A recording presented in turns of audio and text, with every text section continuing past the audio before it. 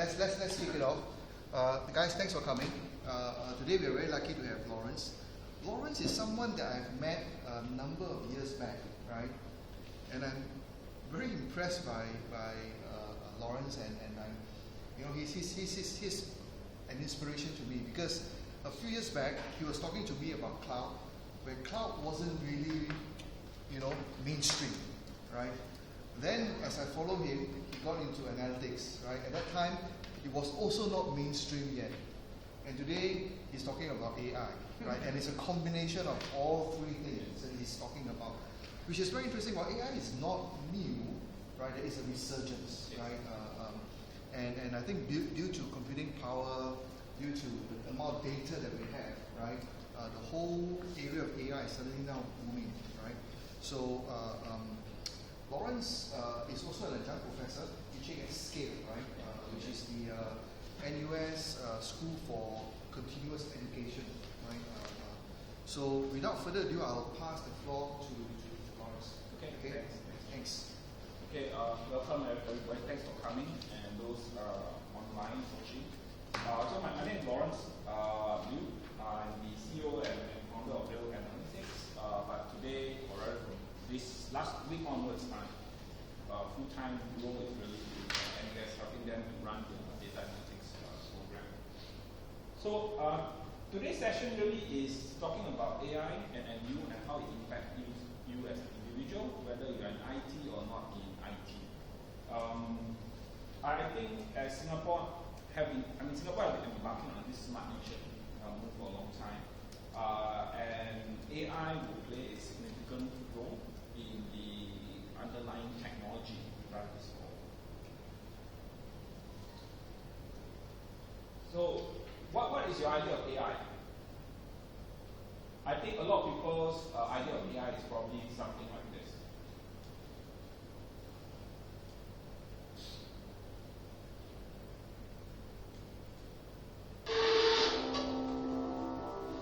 $3 billion human lives ended on August 29th, 19... The Skynet system goes online on August 4th, 1997. John Connor is leader of the worldwide resistance, the last best hope of humankind.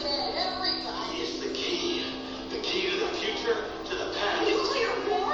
It doesn't have to be a war! I'm at the come. John.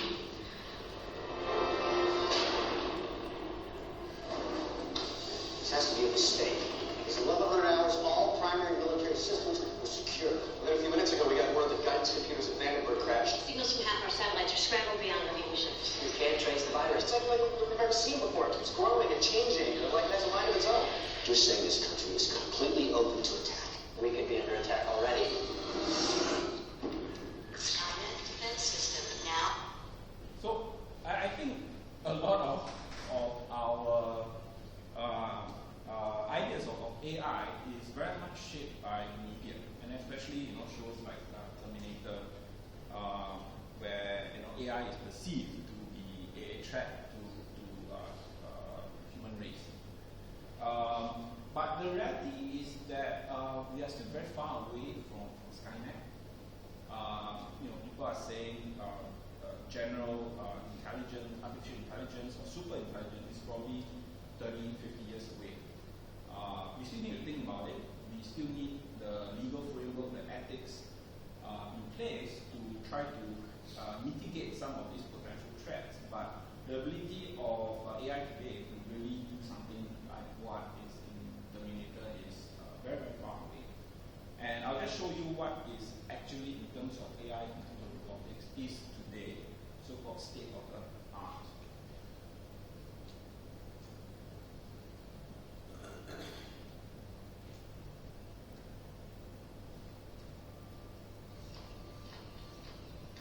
So Boston Dynamics, if those who keep track of this field will know that they were actually acquired by Google, and after that they were sold off.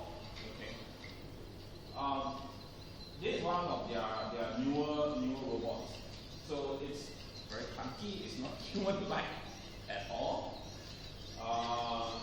And we know that definitely militaries, the bigger militaries all over the world are looking into fighting units that are made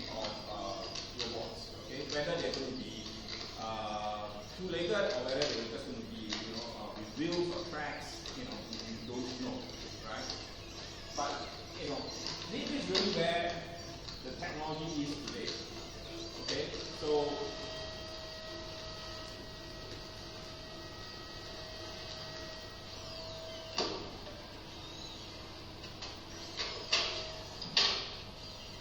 obviously robots like this can do this sort of thing, but it's not going to be very efficient in a big warehouse. In a big warehouse, it's just very simple automated tracks that that actually I visited a couple of months ago, right? It's fully automated. You have this super high speed lifting equipment that moves on rails and know exactly which roads to take and place and so on and so forth.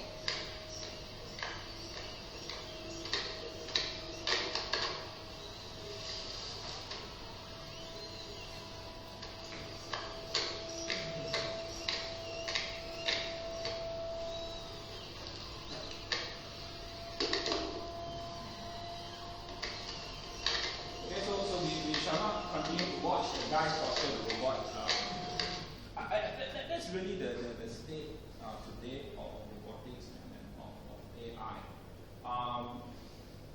There are a few other very interesting advances that we've actually seen last year, and more will be coming up this year. Everyone has heard of obviously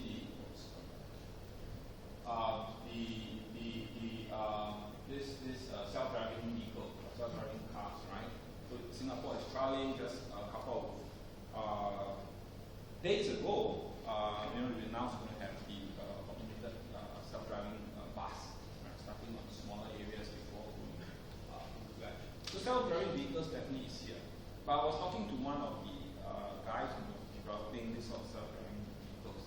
You think that all the radar, all the arrays are actually very smart. Ultimately, the most important is the pipelines on the road. That is the number one that they need to see. If they can't see that, it can't be due to self-driving. That's why once it goes off-road, typically you have to take over. Okay. There was even one where I saw that one guy basically drew the pipeline in a circle. The self-driving vehicle came in and just got stuck. Because to him, the circle basically trapped that vehicle, right? So we think self-driving vehicles will happen, definitely, but not in the next 6 months, probably the next 2 or 3 years, and then maybe within 5 to 10 years it will be fully automated. Okay? And this brings tremendous consequences to Singapore. If you know a lot of our older generation, some of them they retire, they drive taxi, or the younger one, so that there is a threat. And I'll talk a little bit more about that because I'm very concerned for that group of people. The one over here, this is actually a very, this one is actually very interesting. This is actually, I believe it was Boeing or Airbus, I can't remember. What you're seeing there is actually an AI design panel of an aeroplane. You know, when you go to the aeroplane, there's those panels that separate the different class. Okay. Typical as my background is a mechanical engineer. So as an engineer, you are trained. Okay, you want to design this. This is the struts. This is you calculate the force and so on and so forth, right? And it will be very symmetrical. Humans are very symmetrical. Okay.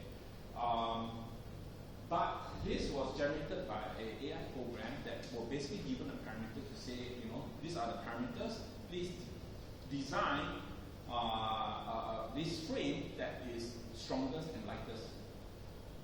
Okay, and the program actually went and designed it, and it ended looking up like when you watch Terminator or Alien movies, very alien structures. But this happens to be the one that was the lightest and strongest compared to any human design structure.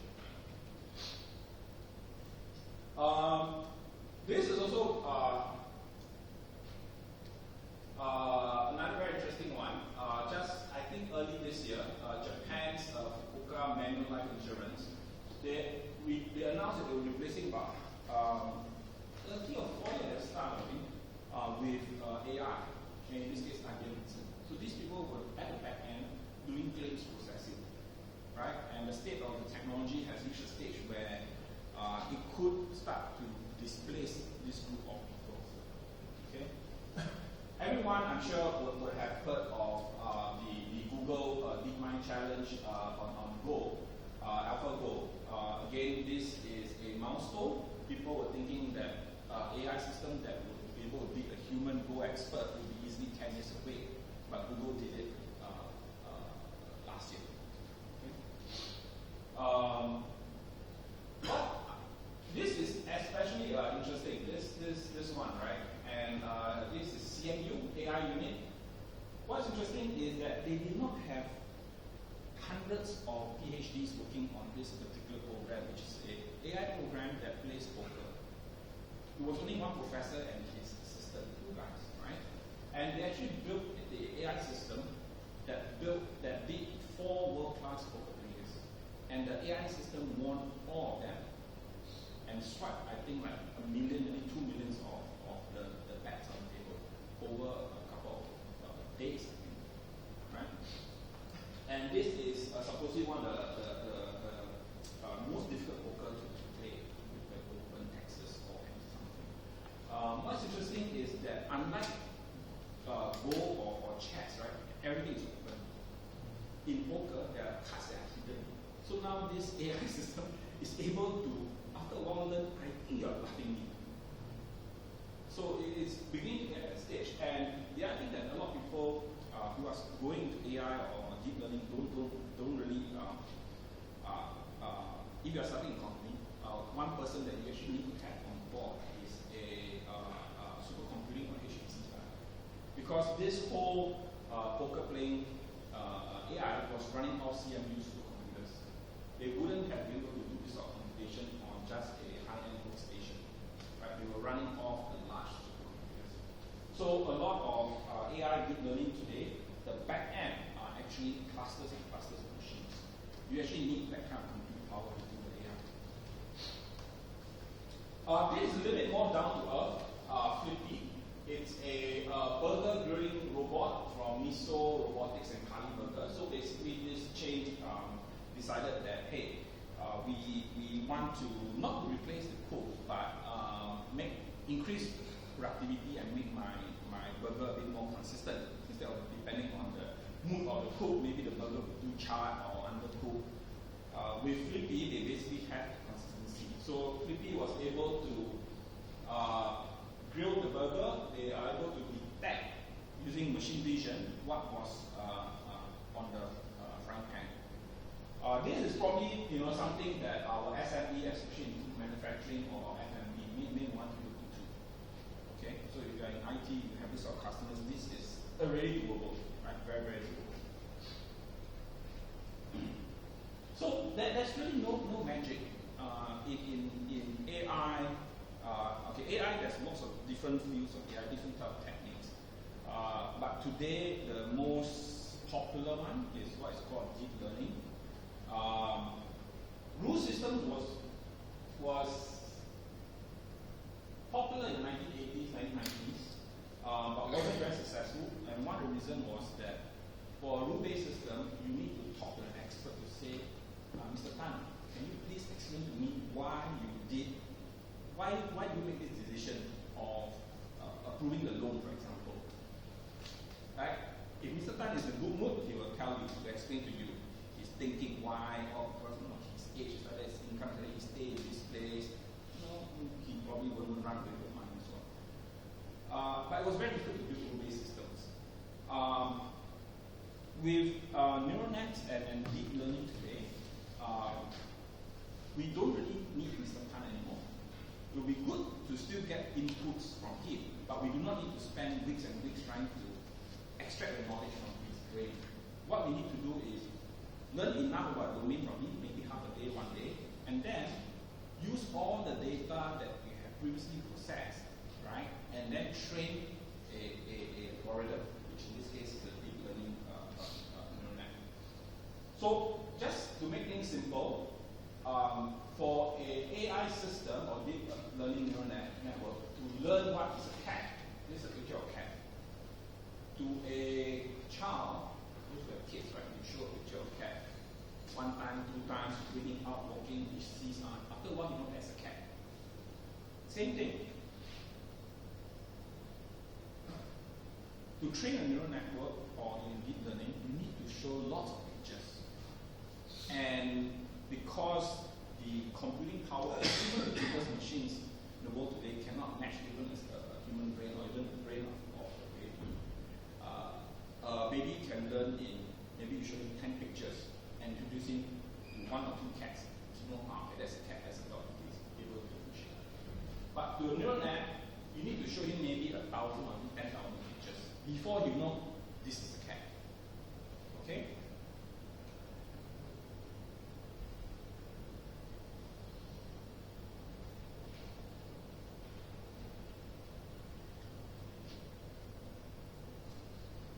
So what happens is that you have this, as you read the literature, this is what's called deep learning, or neural network, or deep learning network. You basically have, they model it after the human brains, the neurons, and these are all the connections. So if by showing enough images of cats, this network will embed how a cat looks like within its structure. So that when you show a new picture of a cat, you say, oh, this is a cat, and not a dog. Okay, that's how a neural net learns today.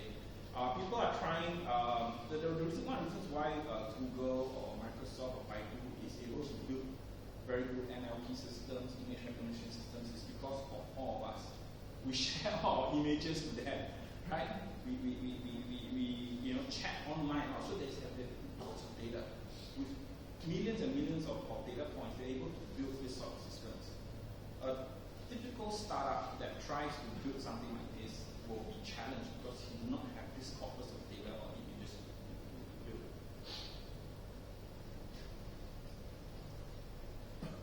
So, given that to build something like this, you need lots of data, it means that your data is actually very important now. Okay? I don't have time to talk about data provenance and so on, but this is a good example. Where Microsoft had a chatbot that they launched a while back called TecHour. It was taken down in less than 1 day. Okay? Because it was dependent on what people were talking to TecHour, and TecHour would then learn. They were trying to do an experiment.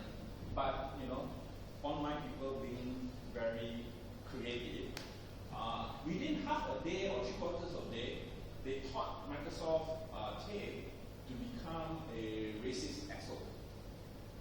Okay? So, because, it's garbage in, garbage out, right? I've seen papers that have managed to trick a trained AI system, a neural net, by just changing a few bits here and there.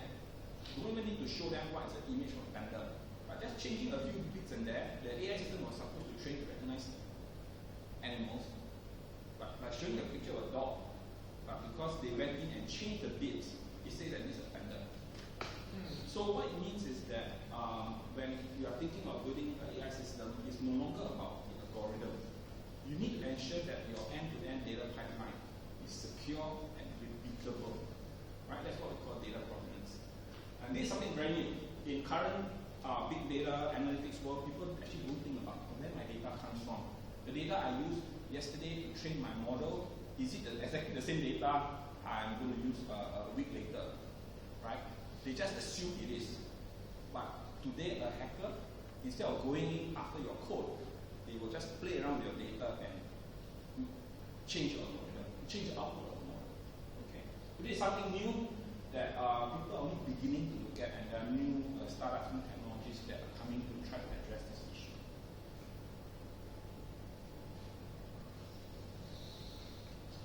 So AI is self-learning somewhat. We want to get to, Skynet. The engineers being engineers, right? They want to build something like that. Google AI created its own inhuman, non-human encryption. So they actually tried an experiment where they actually set up AI systems to try to talk to each other, and after a while they developed their own form of encryption to prevent humans from understanding what was going on. Microsoft also has an AI system that is trying to write software, so software engineers. It doesn't mean that because you are the one who will write the AI software, your job will be secure. Okay? In future, maybe yes, AI will write software, right? So today, very simple, right? They go Quora or Stack Overflow, find out the best, and I think the newest version of Visual Studio something as you type, they will give you recommendation based on they try to detect what you're trying to do, and then they give you drop down recommendation on this template. This is how you can solve the problem. So it'll be interesting to take a step back and find where we are today and where AI was, right, many years ago. So all this hype about deep learning, it's all based on neural network. Neural network is not new, right? It was sort of invented in the 1940s, right? I myself studied neural network more than 20 years ago. So it is actually a researcher.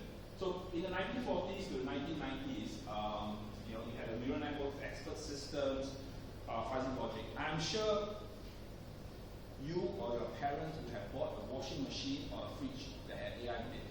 It didn't walk around, doing destruction to your house, right? But it had this fuzzy logic that tried to determine how much water or how much suds to put into the washing machine and so on. So those systems are around and still around. Okay? And then in the 1990s, you had IBM Deep Blue, beating the chess master, and then Watson winning Jeopardy against human. After that, it sort of died, right? So that was like the first AI winter, there was the second AI winter, and nobody was interested in AI for a long time. Until in the year 2016, when Google came out and won the Go championship, okay, AlphaGo. All of a sudden, there was this big interest again in AI, right? So you think about it, today we are only in April 2017. It was less than 1 year. All of a sudden, this whole thing about deep learning all came about, and people started to pay more attention.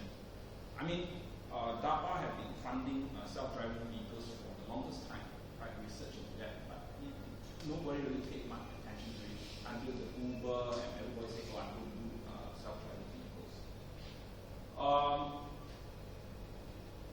So you have in 2016 a few key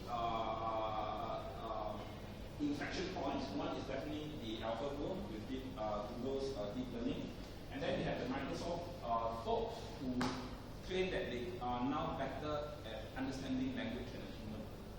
Okay, more accurate. And where we see things happening moving forward is that you are definitely going to get self-driving vehicles the next 3 to 5 years. General intelligence, that means the AI system is as smart as us, one-on-one in the room, probably in 2030, 2040. Okay? And by 2050, people are saying that we will have super intelligence.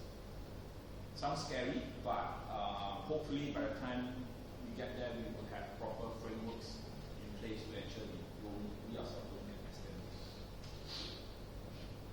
So, will there be another AI winter? I doubt so. People who the difference between the last few decades and now is all of a sudden computing power is now a lot cheaper. You have lots and lots of data. Right? Everybody's connected. And with more data, you are able to train smarter and smarter systems.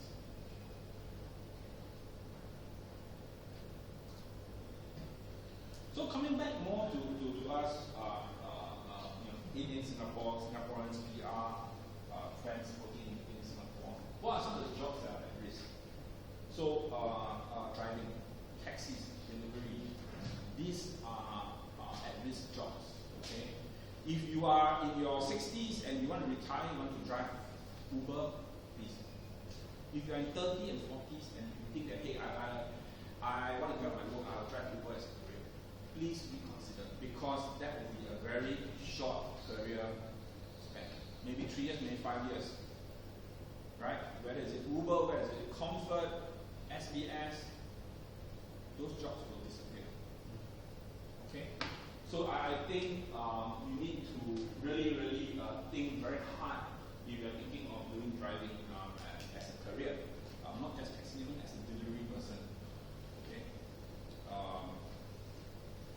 Backroom operations, insurance claims processing, legal documentation, accounting, bookkeeping, yes, even accountants, professionals, right? I will not say that their work will be lost. AI will come in and help them, will take away the mundane tasks. So the days of requiring, let's say, maybe 5 or 10 or 20, depending how big your accounting firm is, junior accountants to come in and work on low-end, mundane, very repeatable stuff is gone. You may only need three or 5, right? And the AI system will be there to do all the operational and mundane work, right? So it will not disappear. It will still be there, but you as a junior accountant will be overseeing the system, and then hopefully you raise up the ranks within a much leaner, more productive organization. Same for legal, right? I was speaking to some of the legal professionals here in Singapore. They want to bring in AI to auto summarize cases and give a score of what are the chances of winning this case based on historical, based on who is the judge that's going to be involved, and so on and so forth. Now, what happens, from what I understand, is we have the junior lawyers doing the research, 2 or 3 of them in the back room somewhere for a few days. Those are non-billable hours. With an AI system, they can actually generate this report in half an hour. That's the goal. Do they still need 5 or 10 junior lawyers? Maybe not. They will require a lot less. Right? Then the lawyers, the junior lawyers or seniors will be working on value-added stuff, right? Analyzing the case. Okay, since this is a report, this history, can we do something about it if we are trying to fight the case, right? So move up the value chain. Healthcare is definitely going to be impacted in a big way by AI. Doctors, nurses, I don't think they will be replaced, right? You still need that human touch, human element. But what will happen is that AI system, automated system will come in to take away all the mundane diagnostics. Okay? So instead of, let's say, a radiologist is going to review 1,000 X-rays a day, he only needs to review 10. So we cut down on human errors because after 900 years, we're going to be very, very tired, right? And then he can just focus on that 10 and spend more quality time to ensure that he can detect those outliers. So AI system will come in to basically remove all these mundane tasks. But for every job that AI replaces, definitely new jobs will be created, right? I think our generation, I think by the time I step into the workforce, the typing tool already disappeared. But I'm pretty sure my mom's generation there was typing tools. But today we type our own documents. Right? We don't have a typing tool to send our documents to. ATMs, when ATMs was introduced, people were afraid that cashiers will lose their job. Yes, you require less cashier now, but people move up the value chain. So what about IT, DevOps, software development, which is in a way this audience, right? So not yet, but like what I mentioned earlier, AI is already writing software. AI, or in this case Google, has an AI system out there that is able to optimize their data center, bring down their operation costs like from 3 to 5% or 10 to 15%. It's a small percentage, but significant given that the size of data centers that Google has, right? Better than so-called experienced data center engineers, right? No matter how experienced you are, you can never have your hands and feet and eyes on every touch point. By an AI system with all the telemetry out there, can ingest the information and make sense of it. Okay. Again, this is also Google. AI created its own language for translation. So last couple of months, Google upgraded their translate software, and what they found was that the AI system created their own intermediary language. So if they can, you see, so the problem about this is you need to show English, Chinese text, then the system will train. But if you only have English and you do not have, let's say, Chinese, so what the AI system in Google did was they found an intermediate language, which if you don't have doesn't matter, and then whatever the target you want, they will do that translation for you, okay, in that way. So think of it as a meta language. Okay, so I have not seen it before. You tell me something because of I'm in meta language, I'm able to do the translation. Okay? And those who have used it, I use it extensively, it's getting very, very accurate. Okay? So perhaps soon. So what? How do I know if my job is at risk, right? So this was stated by one of the famous AI researchers that recently left IU. Any task which takes a human less than 1 second, okay, can be replaced by an AI system. It can be a task of many 1 seconds. Okay, if it's a very complex, creative task, no, AI still cannot do it today. But today, if your task only takes you 1 second to make a decision, that can be replaced by AI. Okay? So the new reality is that whether you are in IT or not, right, you always need to be learning. Okay? When I put up this slide, I wasn't in NUS SCALE at the time, so I'm not trying to start NUS SCALE. But the reality is today in IT and with AI coming on board, you always need to be learning, especially if you're in IT. You have to keep up with what is happening. There's definitely no itemized goal. Blue or white collar, it does not matter. AI will come into this space, whether you're white collar, blue collar, it's not going to differentiate. Okay? So, AI can do the job faster, better, cheaper. Your role will be replaced, but hopefully complemented and not totally replaced. So, what are some of the things that people, leaders like Bill Gates are thinking about, or what governments are thinking about? Universal basic income. Some people say that, okay, with AI and automation, half the workforce will have no jobs. Government who are elected will be panicking. They will revolt and get thrown out of job themselves. So, some are proposing, let's have a universal basic income where everyone gets a salary so that they can, live a normal life. Right? How will you fund this? Bill Gates has said, well, maybe we can advocate a robot tax, where a company embarks on a AI system or robotics automation, they are taxed. The money is then used to train workers, for example, or to fund the UBI. Of course,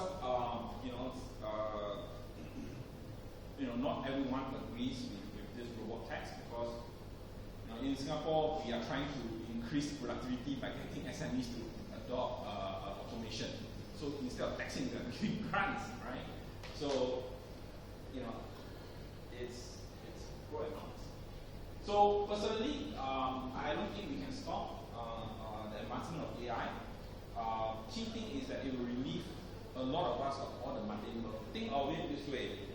Today I need to put a lot of slides together.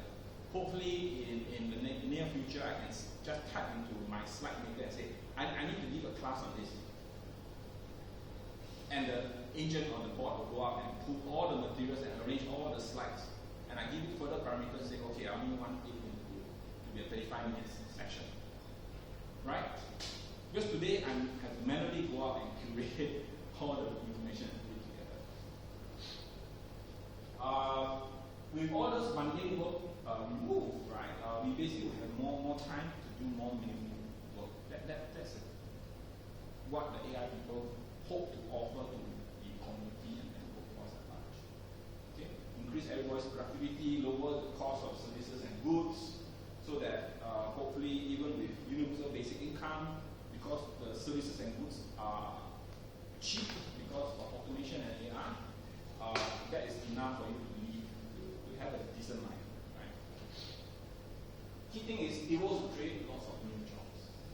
even if jobs are displaced, there will be new jobs created. With people having a lot more time, what do you do? Go to the gym, personal trainer, you know. So there will be a lot of new jobs being created. Some of which, you know, we kind of think of yet. So what's the holy grail of AI?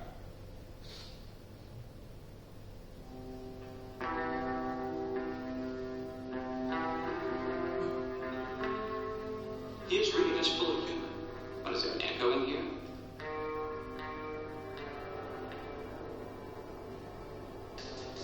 He's been quite a bit. Is it not?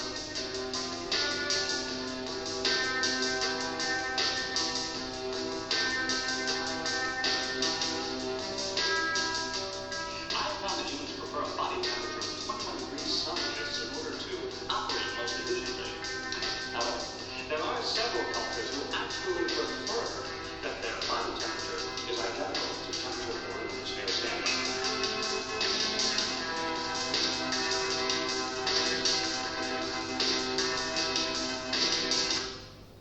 So I think this is what a lot of researchers are trying to get to, right? A system that can show emotions, can interact with people, can tell jokes.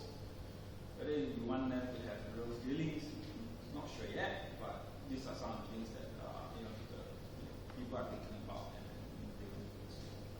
So that's all I have for this afternoon. Is there any questions? So how do we prepare ourselves? I mean, there are aspects which you spoke about, sort of in terms of the jobs going right now. We see possibility, a lot of things which will possibly be. So what can we do in the next 3 years, 5 years time to prepare ourselves not only as probably the younger generation into this space? So the question is how we prepare ourselves. So I assume this is coming from a IT point of view. So software engineers or IT managers, we just have to keep learning what is happening. So there's a lot of materials available online, whether is it Coursera or Udacity or even the courses that NUS conducts. I think we need to keep updated.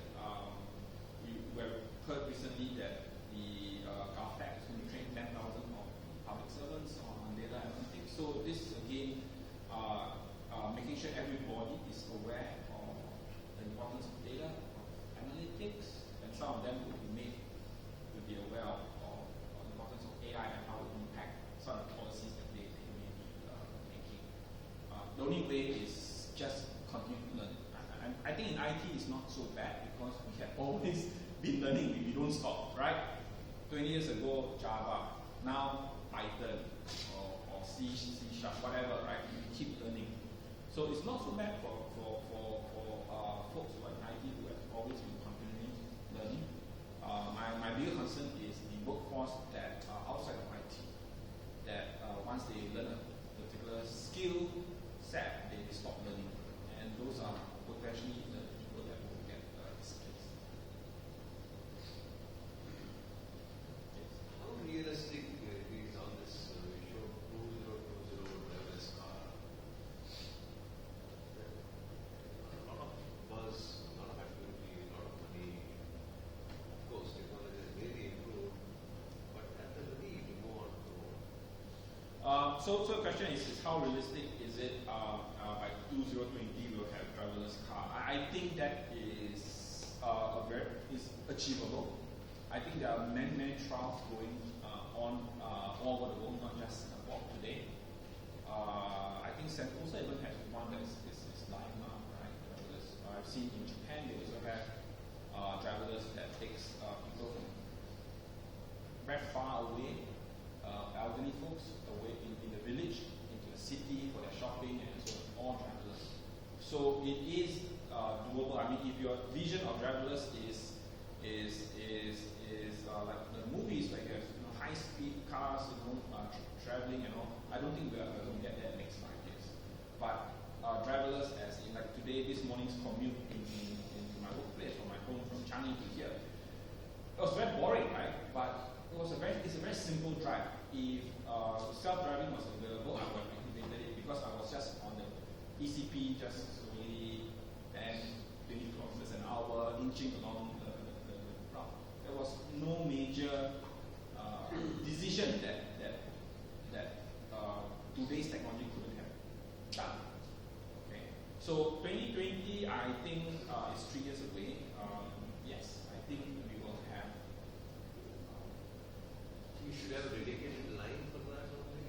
Sorry? They cannot go to the regular roads. It will be on regular roads. Or dedicated roads. Sorry? Even today, Yes. so much intelligence of the human being, we create so many problems at the road. Yes. But of course, there's so much of camera, so much of software, so much of everything is there. But can they, I feel that unable to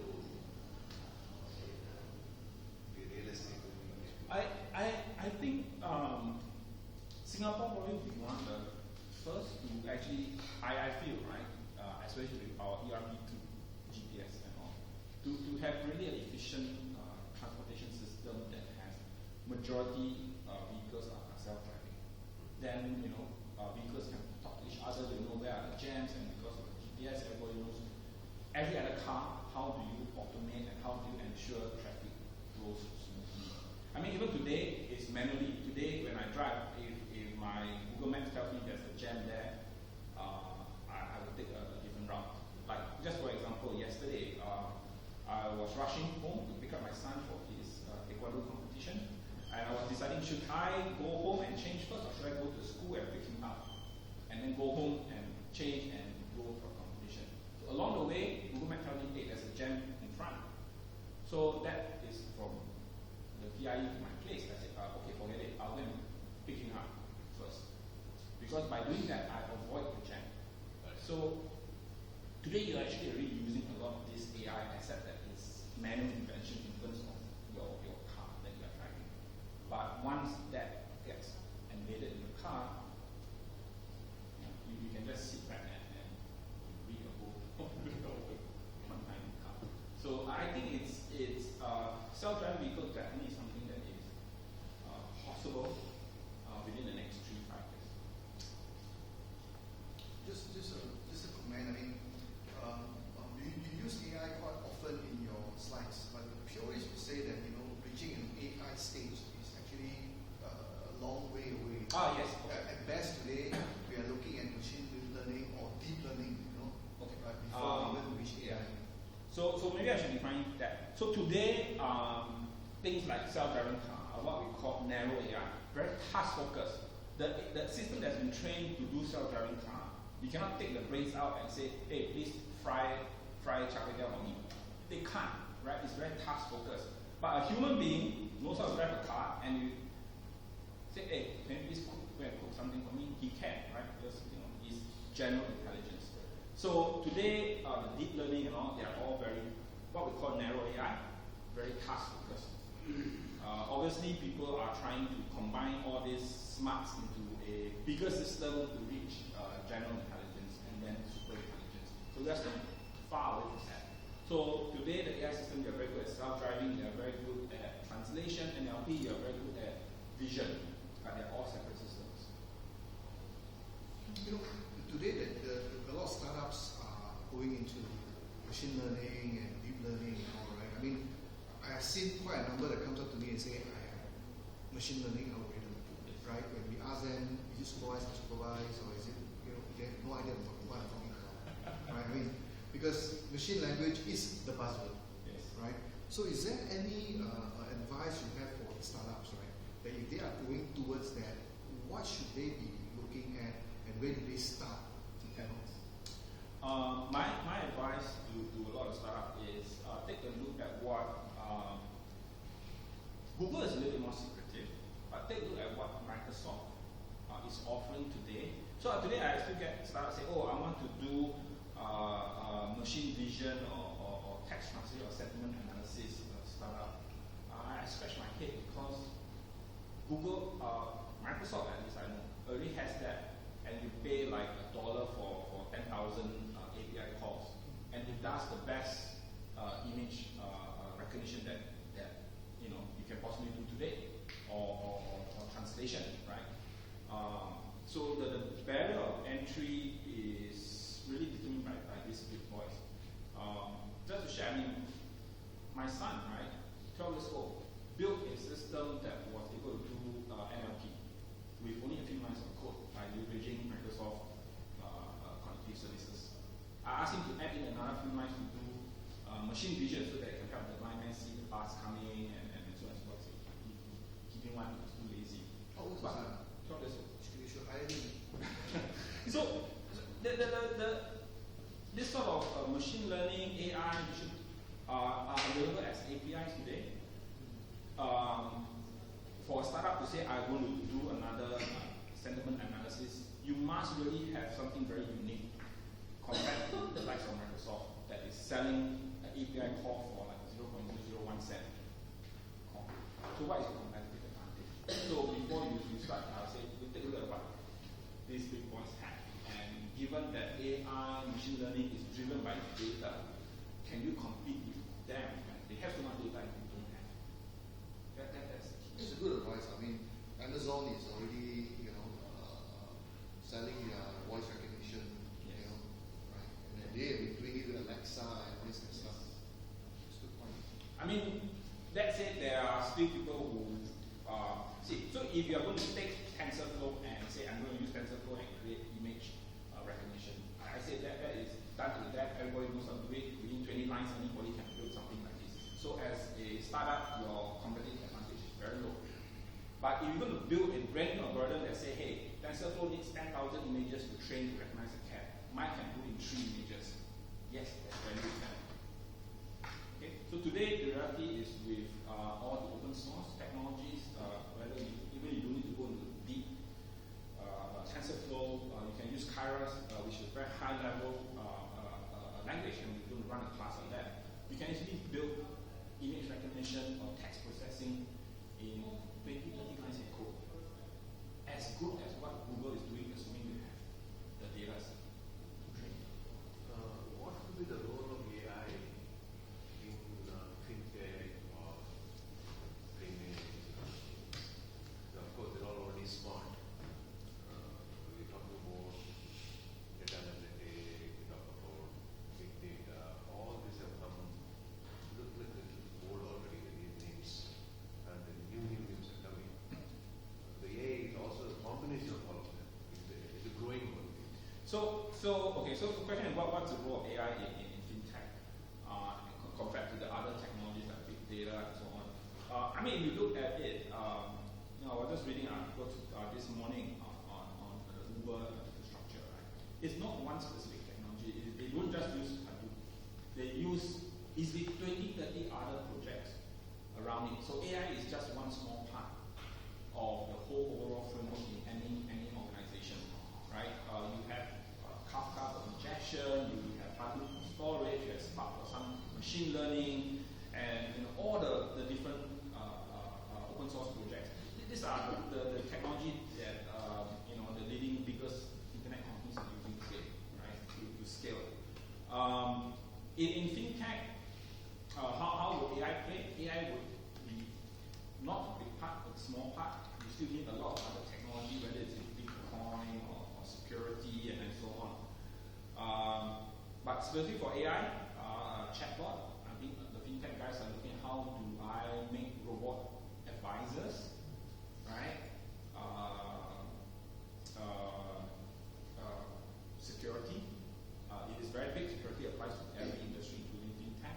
How do you detect you're being attacked or you're not being attacked? Fraud. I mean, some of these are gray area.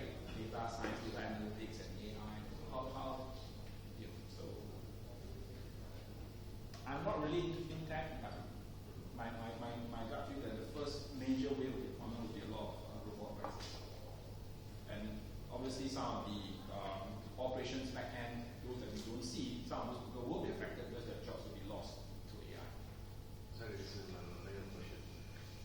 See, important is today, and every time, last 20, 40 years, software played an important role everywhere. Hardware, everybody said hardware is going to be, hardware is the backbone to use, platform and all sort of things. But as going forward, how much the platform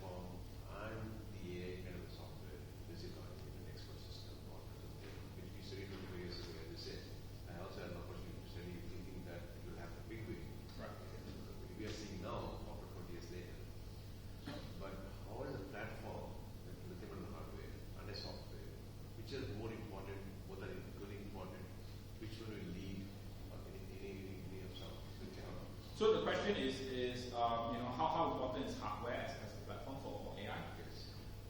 No, hardware is definitely important. You, as an organization, may not have the money, or more importantly, you may have the money, but you cannot find the talent to manage huge amount of clusters or supercomputers, right? Because you need really very experienced DevOps guys to run that.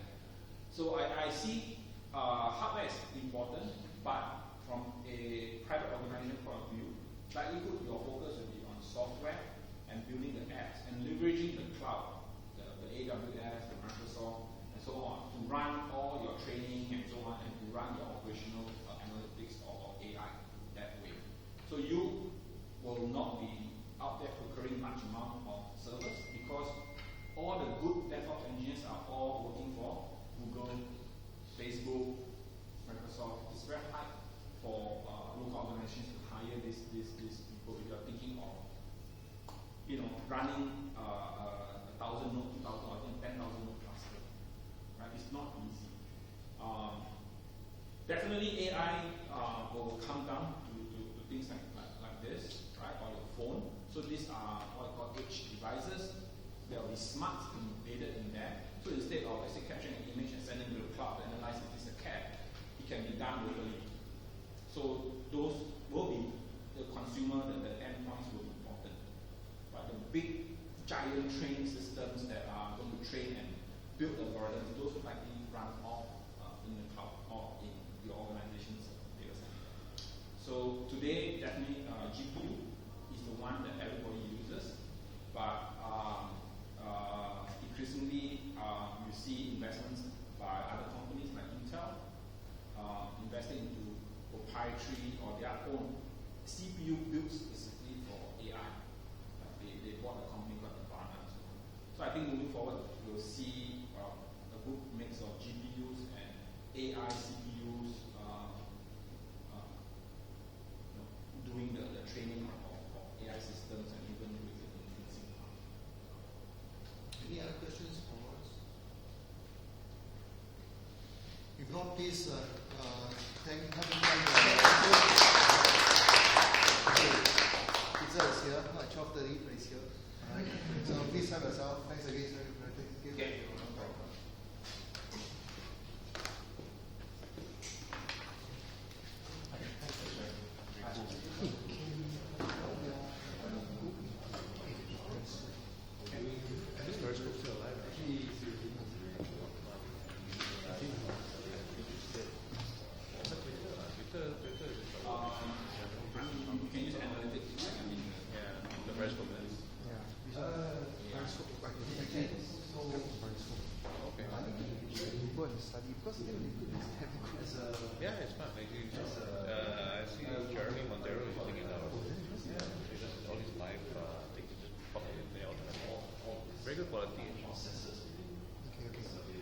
It's just a frame from the site, like YouTube.